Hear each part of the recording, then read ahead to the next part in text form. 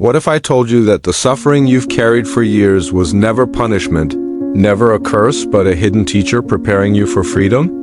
What if the pain you thought was breaking you was actually shaping you? And here's the shocking truth: the moment you stop resisting suffering, the moment you face it fully, is the moment it loses its power over you. That's why Carl Jung once said, "There is no coming to consciousness without pain."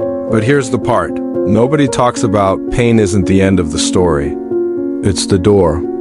And once you learn to walk through it, you will never suffer in the same way again. Let me ask you directly, what if suffering has been misunderstood all along? What if you've been told to run from it, numb it, distract yourself from it, when in reality, suffering is the very path that leads to liberation? Stay with me, because over the next few minutes, we're going to uncover a truth so deep, so unsettling, yet so liberating, that it will change the way you look at your struggles forever. But wait until you hear this: suffering doesn't always come from what happens to you. Much of it comes from your resistance to what is. Think about it. Two people can face the same event: a breakup, a job loss, a betrayal. One collapses into despair, the other grows stronger, wiser, more whole. Why? Because suffering isn't just about pain, it's about interpretation. It's about the stories you tell yourself about your pain. And those stories often come from the unconscious, from patterns buried so deep you don't even realize they're running your life. Carl Jung taught that what you repress, what you push into the shadow, doesn't disappear. It festers. It grows. It shapes your reality in unseen ways. This is why suffering repeats. The same kind of relationships, the same disappointments, the same failures. Until you turn inward and face the shadow, suffering will circle back, wearing different faces but carrying the same lesson. Here's a metaphor to bring this alive. Imagine your life as a river. Pain is like a boulder placed in the water. If you resist it, if you fight against it, deny it, or try to swim backward, you exhaust yourself. That's suffering. But if you learn to accept the boulder, to see it, to understand its place, you find a way to flow around it. The river still moves. You still move. The pain remains part of the landscape, but it no longer stops the flow of your life. But here's the part nobody talks about. Suffering is not always a sign something is wrong. Sometimes it's the signal that something inside you is trying to awaken. Jung called this individuation, the process of becoming whole, of integrating your shadow and your light into one. And individuation is never comfortable. It requires breaking down old identities, facing the lies you've told yourself, and stepping into a new, uncheckable truth. Think about the stories we see in myths and even in modern films. The hero's journey always begins with suffering, a loss, a wound, a betrayal. It's the crack that forces them to leave the familiar world and step into the unknown. Without the wound, there is no journey. Without suffering, there is no transformation. This is why Jung studied myths and archetypes, because he understood that our lives follow the same hidden patterns. Your suffering is not meaningless. It's archetypal. It's the fire that forges you. But wait until you hear this next truth: suffering doesn't vanish when you become awakened. That's another lie people sell you. The difference is that once you understand Jung's dark truth, you stop identifying with the suffering. You stop making it your identity.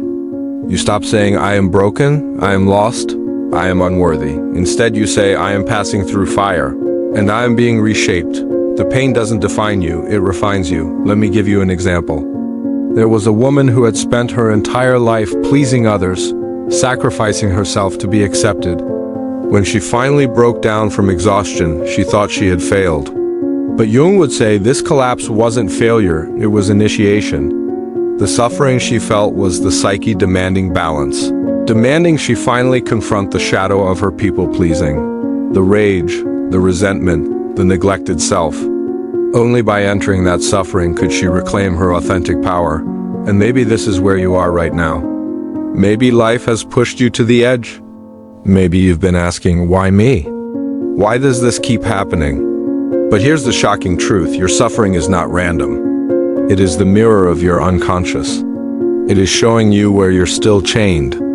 The moment you listen to it, the moment you stop numbing and start observing, the chains begin to dissolve. But here's the part nobody talks about. Most people never get to this point because they've been taught to fear suffering. Society says, keep smiling, stay positive, don't dwell on the past, push it down and move on. But what gets repressed doesn't disappear. It returns as anxiety, depression, self-sabotage.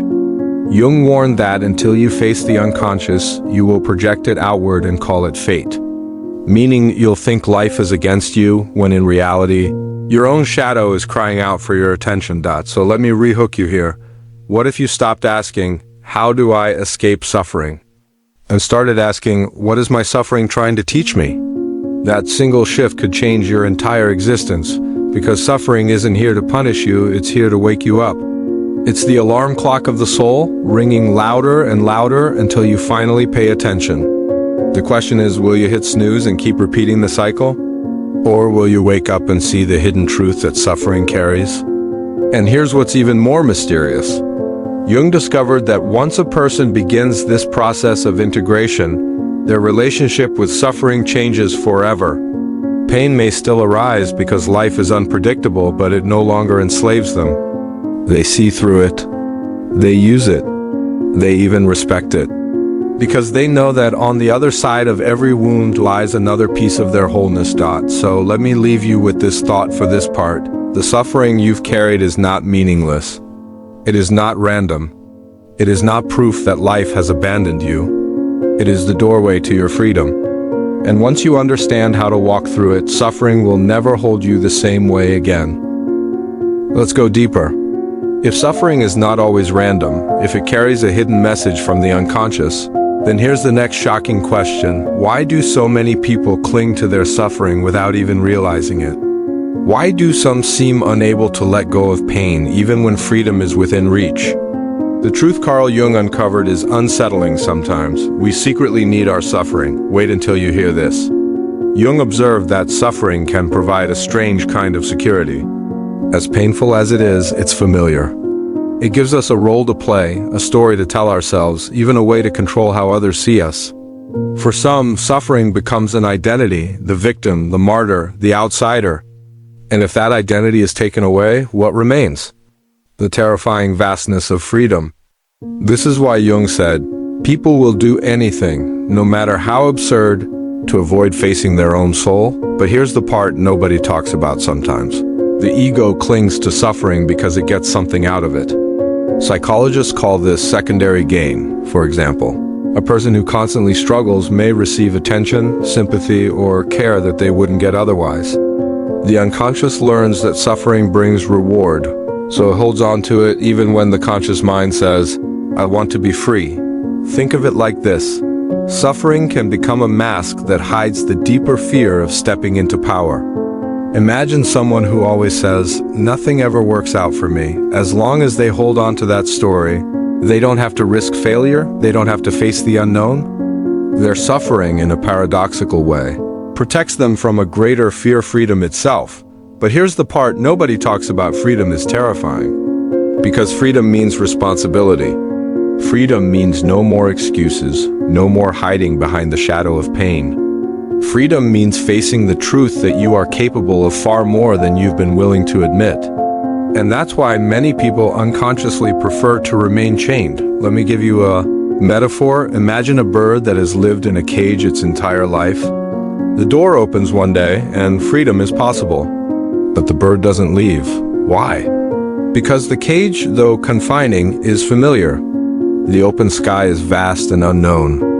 The bird might not know how to survive outside, so it chooses the safety of the cage over the terror of freedom. That bird is like many of us. We stay in cages of suffering because at least they are predictable. Now, here's the twist that will shock you. Jung taught that the unconscious doesn't just hold repressed pain, it also holds untapped power, creativity, love, and freedom. But you can't reach those treasures without walking through the suffering first. The shadow guards them like a gatekeeper. The suffering is not the destination, it's the initiation. But here's the part nobody talks about. You may already have noticed this in your own life. Every time you faced a deep crisis and came out the other side, you were changed. Stronger, clearer, more yourself. The suffering was real, yes, but it carried with it a hidden gift. It stripped away illusions, exposed false beliefs, and brought you closer to your authentic self. Let's look at an example. Think about someone who grew up in a home where they were never allowed to express anger. They learned to repress it, to keep it buried. But that repression doesn't disappear, it turns into depression, anxiety, maybe even physical illness. They suffer deeply. At first, they think the suffering is senseless. But eventually, if they dare to look inward, they discover the truth. Their suffering was a signal pointing to the unacknowledged shadow of anger.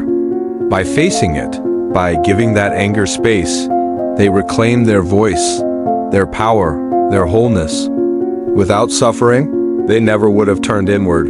But wait until you hear this. The more we resist suffering, the stronger it becomes. Think of it like holding a beach ball underwater. The harder you push it down, the more force it has when it finally bursts to the surface. This is what happens with repressed emotions. The more you deny them, the more they control you from the shadows. The suffering that feels endless is often just the echo of emotions you've refused to face. And here's the mystery Jung uncovered. When you finally stop resisting and allow yourself to feel fully, the suffering begins to dissolve.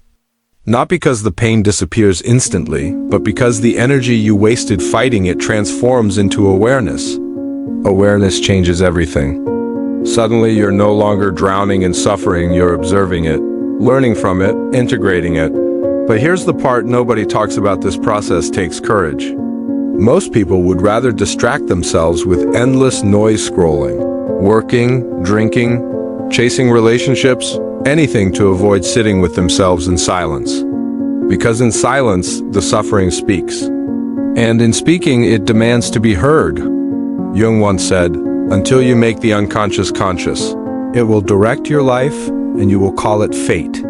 Your suffering is your unconscious trying to break through. Let me rehook you here. What if your suffering is not your enemy, but your ally? What if the very thing you've been running from is the guide that will finally set you free?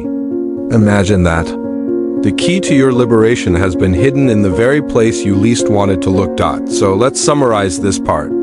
People cling to suffering because it's familiar, because it gives them identity, and because it protects them from the terrifying responsibility of freedom. But once you recognize this pattern, once you stop playing the same story, suffering begins to shift. You start to see it not as punishment, but as initiation. And here's the most liberating truth: when you face suffering consciously, you break the cycle. You stop passing it down to others. You stop repeating it in your relationships. You stop carrying it like a curse. Instead, you transform it into wisdom, into compassion, into strength. Your suffering does not have to define you. It is here to refine you. And once you learn this, you are no longer a victim of your pain, you become its alchemist. Let me ask you something that might sound uncomfortable. How much of your suffering is not just in your mind, but stored in your body right now? The tension in your shoulders, the knot in your stomach, the racing heartbeat when you're anxious. Here's the truth: nobody talks about your body remembers what your mind tries to forget. And until you learn to listen to your body, you will never truly be free from suffering. Carl Jung understood that the unconscious doesn't only live in your thoughts, it expresses itself through the body. When you repress emotions, when you silence your truth, when you carry shame, it doesn't vanish. It shows up as fatigue, illness, chronic pain. Jung once said, "The body is the soul's last attempt to be heard." Think about that. The body becomes the stage where the shadow performs, hoping you will finally pay attention. But here's the part nobody talks about.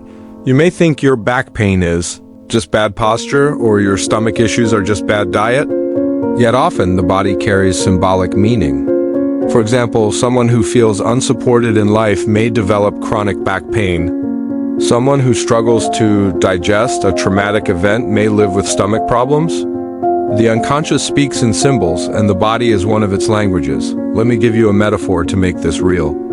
Imagine your psyche as a house.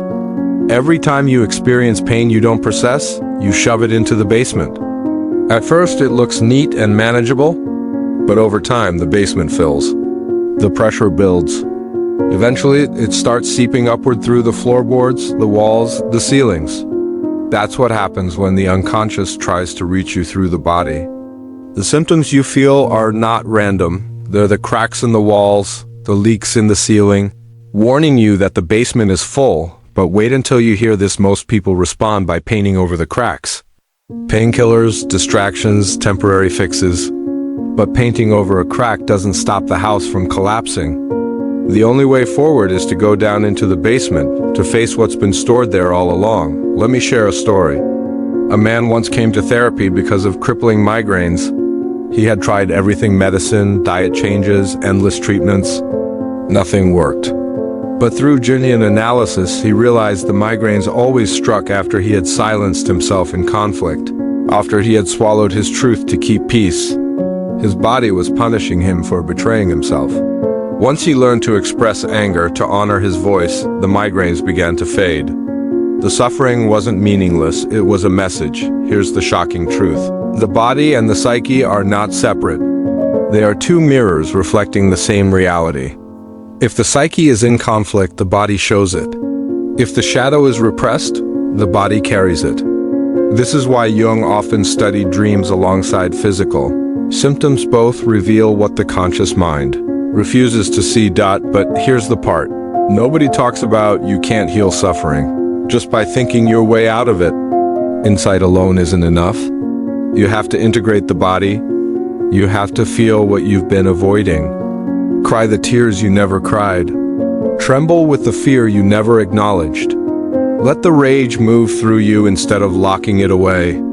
Only then does suffering transform. Think of trauma as energy trapped in the body. If it isn't released, it festers. That's why so many people live in constant fight or flight mode, never able to relax. Their nervous systems are stuck in survival. They think it's just who they are: anxious, tense, restless, but it's really unprocessed pain trying to move through. And here's the mystery. Once you allow yourself to feel fully, once you stop resisting the sensations, the body begins to release. The suffering loosens its grip. This is why Jung encouraged practices like active imagination, dialoguing with your inner images, letting your unconscious express itself symbolically. Because when you give the shadow a voice, it no longer has to scream through the body.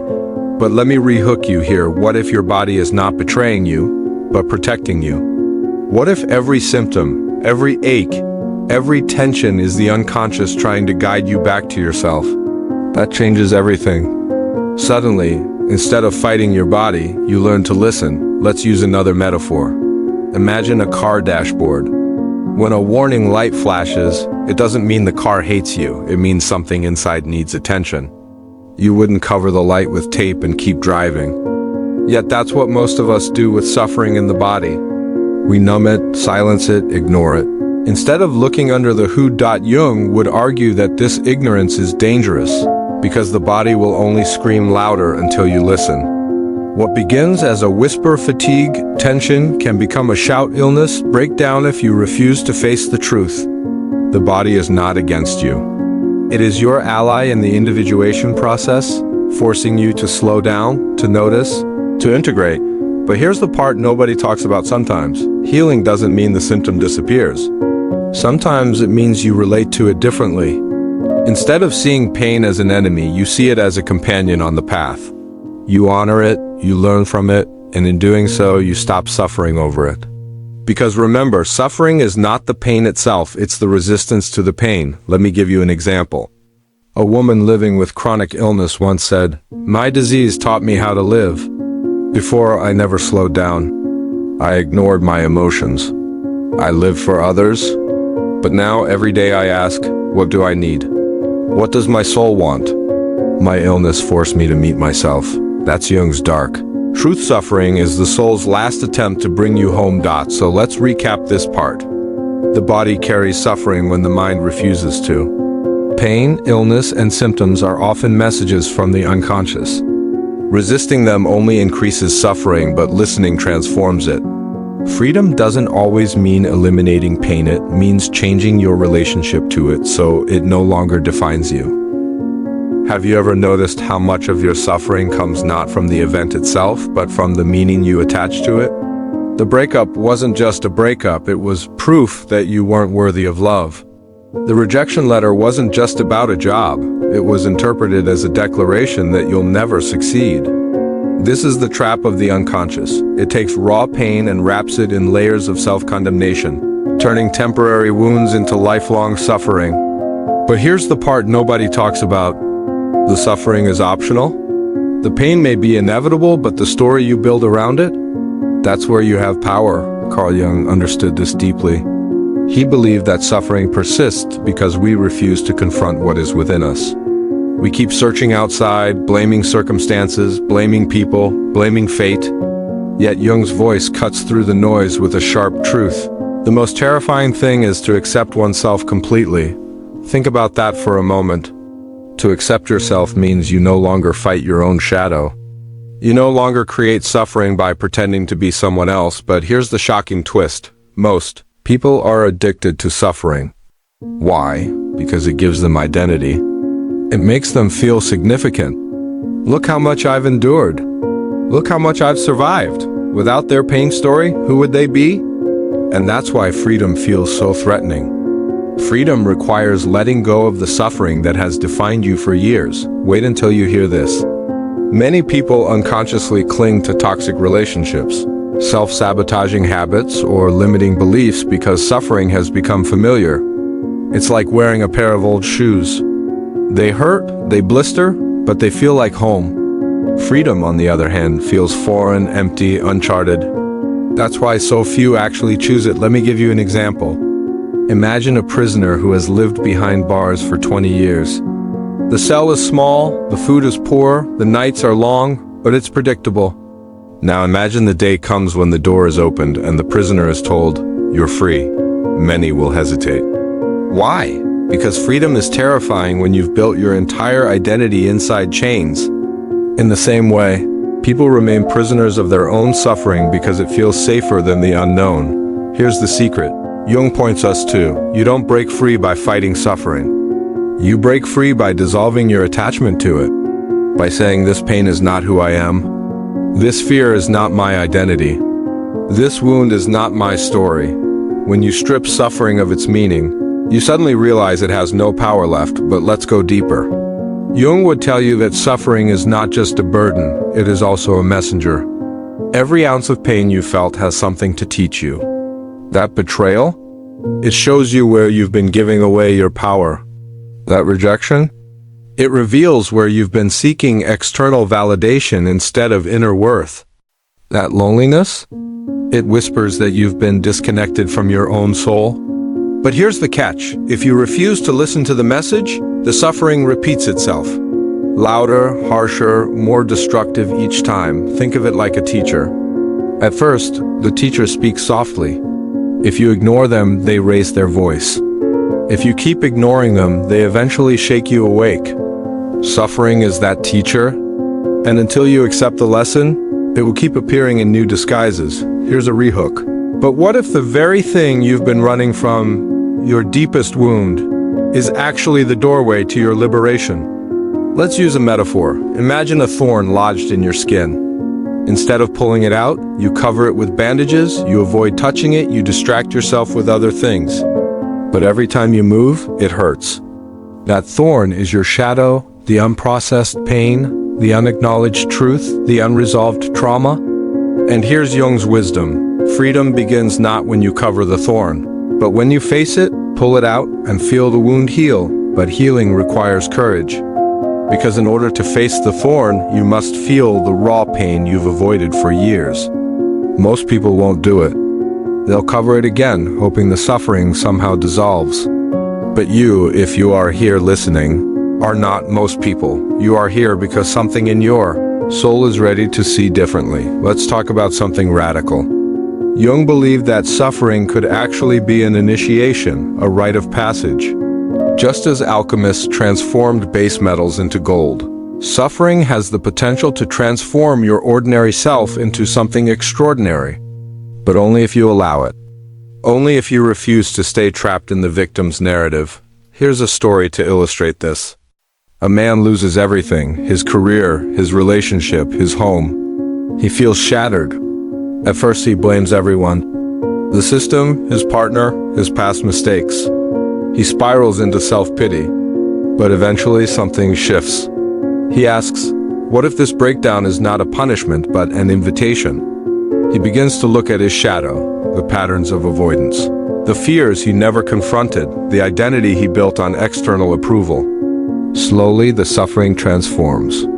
He rebuilds, not from ego, but from authenticity. And here's the most powerful part. He looks back years later and says, losing everything was the best thing that ever happened to me. That is the alchemy of suffering, when you refuse to be defined by it. Rehook. But here's what almost nobody understands. Suffering isn't here to destroy you. It's here to strip away what was never truly you in the first place. Think about your own life for a moment. What has your suffering revealed about you? Maybe it showed you how deeply you loved. Maybe it revealed your resilience. Maybe it taught you the value of silence, solitude, or inner strength. These are not losses, they are treasures. But most people never dig deep enough to uncover them. Jung's dark truth is this: freedom is not the absence of suffering. It is the mastery of suffering. The ability to walk through fire without letting it consume your soul. The ability to say, yes, pain exists, but it will not define me. That is true freedom. And once you see this, something miraculous happens. You stop fearing life. You stop resisting reality. You stop trying to control what cannot be controlled. Instead, you become like water, flowing, adapting, unshaken by the storms. But here's the next shocking twist. When you no longer fear suffering, the world loses its power to manipulate you. Have you noticed how much of the world is designed to keep you suffering? Advertisements whisper, you're not enough unless you buy this.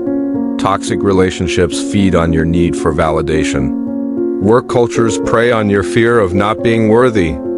Governments, media, even social structures, they all subtly reinforce a single message. You are incomplete, you are lacking, you are broken. Why? Because a person who believes they are broken is easy to control, but here's the part nobody talks about. Once you stop identifying with suffering, once you see that pain is an experience but not an identity, the entire game collapses. The manipulations no longer work. Fear loses its grip. You stop reacting and instead you start choosing. That's why Jung said, until you make the unconscious conscious, it will direct your life and you will call it fate. Think about that carefully. All your life, the unconscious has been pulling strings behind the curtain. Old wounds, past betrayals, buried fears, they've been scripting your choices without you even realizing it. That's why you've repeated the same patterns, the same type of toxic partner, the same cycles of failure, the same endless chase for approval. But when you shine awareness on those shadows, something extraordinary happens. The script falls apart. You are no longer an actor in someone else's play. You become the writer of your own. Wait until you hear this. The moment you stop being defined by suffering, you become dangerous. Not dangerous in a destructive sense, but dangerous to systems that profit from your weakness. Because they can no longer sell you illusions. They can no longer scare you into compliance. They can no longer convince you that your worth is conditional. You've stepped outside the cage. And nothing terrifies the world more than a free soul. Let's use a story to illustrate this. Imagine two people. The first lives in constant fear of rejection. To them, rejection feels like death. So they bend, they please, they sacrifice their truth just to be accepted. Every relationship, every job, every interaction is shaped by this unconscious fear. The second person, they have faced their fear. They've been rejected, abandoned, betrayed, and they survived. They no longer need approval to know who they are. Now, who do you think is more powerful? Who do you think moves through life untouchable? The answer is clear. Here's a rehook. But what if I told you that the very thing you've been trying to escape, your suffering, was actually preparing you to become uncheckable? Jung understood this paradox. He knew that the strongest people are not those who avoid suffering. but those who confront it and come out on the other side transformed. Think about it. How do muscles grow? By tearing under resistance? How does steel become strong? By passing through fire. The same is true of your spirit. Every wound you faced was resistance. Every heartbreak was fire. And you, if you've dared to endure and reflect, are stronger than you realize. But here's the shocking twist. Strength is not the end goal. Freedom is. Because strength without freedom can still be enslaved. A strong person who is still chained to fear, still manipulated by pain, is not truly free. The real transformation happens when you can feel pain without losing yourself. When you can walk through suffering without becoming its prisoner. Let's take a metaphor. Imagine life as a vast ocean. Most people are tossed around by waves, pain, loss, fear, rejection. They cling desperately to floating debris, hoping to survive. But a free soul? They learn to swim. They may still encounter waves, storms, tempests, but they are not drowned by them. They flow with the ocean instead of fighting it. That is the essence of Jung's dark truth. Freedom comes not by controlling the ocean, but by mastering yourself within it. But here's the part nobody teaches you. Once you've reached this state of freedom, people will notice. They won't always understand it, but they'll feel it. You will walk into a room and others will sense that nothing can shake you. Some will admire it. Others will fear it, because your presence will remind them of the prison they still live in. And that's why on the path to freedom, you may lose people. You may become misunderstood, but you'll never again lose yourself. Here's another rehook. And what if I told you losing people, losing approval, even losing parts of your old life is not a tragedy but a necessity for your freedom? Think about a snake shedding its skin. At first, it looks uncomfortable, even painful, but that shedding is essential for growth. In the same way, you will shed relationships that thrive on your suffering. You will shed identities built on victimhood. You will shed illusions that once kept you small. And yes, it will hurt. But the pain of shedding is nothing compared to the prison of staying the same. Let's return to Jung. He believed that real freedom requires what he called individuation, the process of becoming whole by integrating all parts of yourself, the light, the shadow, the wounds, the strengths. Until you do this, you are fragmented, pulled in different directions, controlled by unconscious forces. But once you embrace individuation, you are no longer fragmented. You are whole, and wholeness cannot be manipulated. Here's an example. Imagine someone insults you. If you've denied your shadow, if you're insecure, the insult will pierce you. It will confirm the wounds you've hidden, and you'll spiral into anger or self-doubt. But if you've faced your shadow, if you've embraced your flaws, the insult loses power. You might even smile, because you know their words say more about them than about you. That is freedom. That is the gift of no longer being defined by suffering. But here's the part nobody talks about. Freedom comes with responsibility. Because once you are no longer controlled by pain, you can no longer use suffering as an excuse. You can no longer say, I can't because of my past. You can no longer cling to victimhood for sympathy. True freedom demands that you step into full responsibility for your choices, your actions, your life. And that is terrifying, but also liberating. So let me ask you this. Are you ready to stop using suffering as your shield? Are you ready to stop clinging to pain as your identity? Are you ready to embrace the terrifying beauty of freedom? Because here's the truth Jung left us with. The world will never stop trying to make you suffer. But once you see through the illusion, once you face your shadow, once you reclaim your power, the suffering loses its chains. You will still feel pain, but it will pass through you like wind through an open window. No more prisons. No more chains. No more unconscious fate. Only freedom. Here's a question that might sting a little. What if the reason so many of your relationships felt heavy, draining, or one-sided was because they were built on your willingness to suffer silently? That's the shocking truth most people never face. When you live in suffering, you unconsciously train the people around you to treat you a certain way. You give too much, hoping to be loved. You forgive endlessly, hoping to be valued. You endure mistreatment, hoping one day someone will finally see your worth. But here's the part nobody talks about. When you stop suffering as your identity, when you stop being the silent martyr, the dynamic shatters. Suddenly, relationships based on your pain cannot survive, and this is where many empaths struggle. Because the moment they choose freedom, they begin to lose people. Friends who once leaned on them for constant emotional support disappear. Partners who thrived on their self-sacrifice grow resentful. Even family members who benefited from their quiet endurance may accuse them of being selfish. But wait until you hear this. That loss is not destruction, it's purification. You are not losing love, you are losing illusions. Let me paint you a picture. Imagine you were always the candle in a dark room, burning yourself to provide light for others. People gathered not to give back, but to take from your flame. Over time, you grew dim, exhausted, almost extinguished. But then you realize, I am not only the candle, I am also the fire. You stop burning yourself for others and instead learn to carry the flame within. Some people leave because they no longer see the light they once consumed, but others, those who carry their own flame, are drawn to you. And together, you don't just light a room, you set the whole horizon ablaze. Here's another rehook. And what if I told you? The relationships that survive after you stop pleasing are the ones that reveal your true soul tribe? Think of it this way.